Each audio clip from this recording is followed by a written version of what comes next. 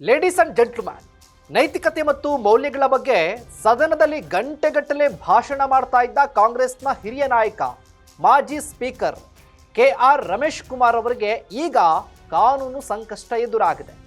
ಕಳೆದ 2 ದಶಕಗಳಿಂದ ನಡೆಯುತ್ತಿದ್ದಂಥ ಅರಣ್ಯ ಭೂಮಿ ಒತ್ತುವರಿ ಸಮರಕ್ಕೆ ಈಗ ದೊಡ್ಡ ಟ್ವಿಸ್ಟ್ ಸಿಕ್ಕಿದೆ. ಅರಣ್ಯ ಇಲಾಖೆಯ ಭೂಮಿಯನ್ನ ಕಬಳಿಸಿದ್ದಾರೆ ಎಂಬ ಆರೋಪ ಸಾಬೀತಾಗಿದ್ದು ನ್ಯಾಯಾಲಯ ರಮೇಶ್ ಕುಮಾರ್ ಅವರಿಗೆ ಬಿಗ್ ಶಾಕ್ ಕೊಟ್ಟಿದೆ. ಹಾಗಾದ್ರೆ ಏನಿದು 60 ಎಕರೆ ಭೂಮಿ ಹಗರಣ, ಏನು ಸ್ಟೋರಿ ಅಂತೀರಾ? ಎಸ್ ವೀಕ್ಷಕರೇ, ಇದೇ ಫೋಕಸ್ ಟಿವಿಯ ಸ್ಪೆಷಲ್ ಸ್ಟೋರಿ ಭೂ ಅಕ್ರಮ, ನೆಲ ಜಲ ಭಾಷೆಗಾಗಿ ಪ್ರಾಮಾಣಿಕ ಪತ್ರಿಕೋದ್ಯಮ. ನೀವು ನೋಡ್ತಾ ಇದ್ದೀರಾ ಫೋಕಸ್ ಟಿವಿ. ನಾನು ಶಿವು ರಾನರಾಪುರ.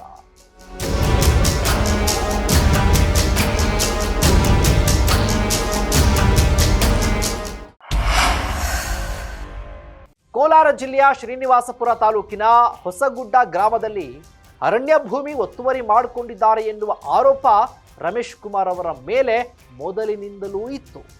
ಈ ಪ್ರಕರಣಕ್ಕೆ ಸಂಬಂಧಪಟ್ಟ ಹಾಗೆ ರಮೇಶ್ ಕುಮಾರ್ ಸಲ್ಲಿಸಿದ್ದ ಮೇಲ್ಮನವಿ ಪ್ರಾಧಿಕಾರ ಮತ್ತು ಅರಣ್ಯ ಸಂರಕ್ಷಣಾಧಿಕಾರಿಗಳ ನ್ಯಾಯಾಲಯ ಈಗ ವಜಾಗೊಳಿಸಿದೆ.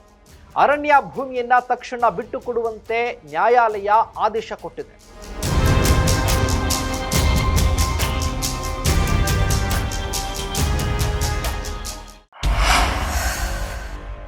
ಇನ್ನು ಈ ಪ್ರಕರಣದ ಹಿನ್ನೆಲೆ ನೋಡೋದಾದ್ರೆ, ಹೊಸಗುಡ್ಡ ಗ್ರಾಮದ ಸರ್ವೆ ಸಂಖ್ಯೆ 1 ಮತ್ತು 2ರಲ್ಲಿ ಸುಮಾರು 60.2 ಎಕರೆ ಭೂಮಿಯನ್ನ ರಮೇಶ್ ಕುಮಾರ್ ಒತ್ತುವರಿ ಮಾಡಿದ್ದಾರೆ ಅನ್ನೋದು ಪ್ರಮುಖ ಆರೋಪ. ರೈತರಿಂದ ಖರೀದಿ ಮಾಡಿದ್ದ ಭೂಮಿಯ ಜೊತೆಗೆ ಪಕ್ಕದಲ್ಲಿದ್ದ ಅರಣ್ಯ ಇಲಾಖೆಗೆ ಸೇರಿದ ಜಾಗವನ್ನೂ ಕೂಡ ತಮ್ಮ ಸ್ವಾಧೀನಕ್ಕೆ ಪಡೆದುಕೊಂಡಿದ್ದಾರೆ ಎನ್ನಲಾಗಿದ್ದು, ಈ ಬಗ್ಗೆ ಸಾಮಾಜಿಕ ಹೋರಾಟಗಾರರು ಸುದೀರ್ಘ ಕಾಲ ಹೋರಾಟವನ್ನು ಮಾಡಿದ್ರು.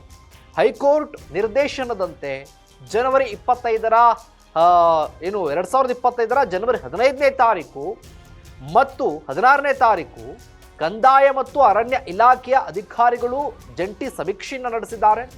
ಈ ಸಮೀಕ್ಷೆಯ ವರದಿಯಲ್ಲಿ ರಮೇಶ್ ಕುಮಾರ್ ಅರಣ್ಯ ಭೂಮಿಯನ್ನ ಒತ್ತುವರಿ ಮಾಡಿಕೊಂಡಿರೋದು ಸ್ಪಷ್ಟವಾಗಿ ಉಲ್ಲೇಖ ಆಗಿದೆ. ಈ ವರದಿಯನ್ನೇ ಆಧಾರವಾಗಿಟ್ಟುಕೊಂಡು ಅರಣ್ಯ ನ್ಯಾಯಾಲಯ ಈಗ ಅರಣ್ಯ ಕಾಯ್ದೆಯ 64(a) ವಿಧಿಯಡಿ ಒತ್ತುವರಿ ತೆರವುಗೊಳಿಸುವುದಕ್ಕೆ ಕಟ್ಟುನಿಟ್ಟಿನ ನಿರ್ದೇಶನ ಕೂಡ ಕೊಟ್ಟಿದೆ.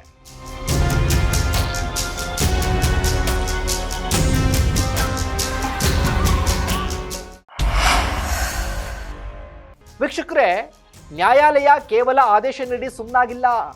ಆದೇಶ ತಲುಪಿದ 30 ದಿನಗಳ ಒಳಗೆ ಶಾಂತಿಯುತವಾಗಿ ಅರಣ್ಯ ಭೂಮಿಯನ್ನ ಇಲಾಖೆಗೆ ಹಸ್ತಾಂತರ ಮಾಡಬೇಕು ಅಂತ ರಮೇಶ್ ಕುಮಾರ್ ಅವರಿಗೆ ಸೂಚನೆ ಕೊಟ್ಟಿದೆ.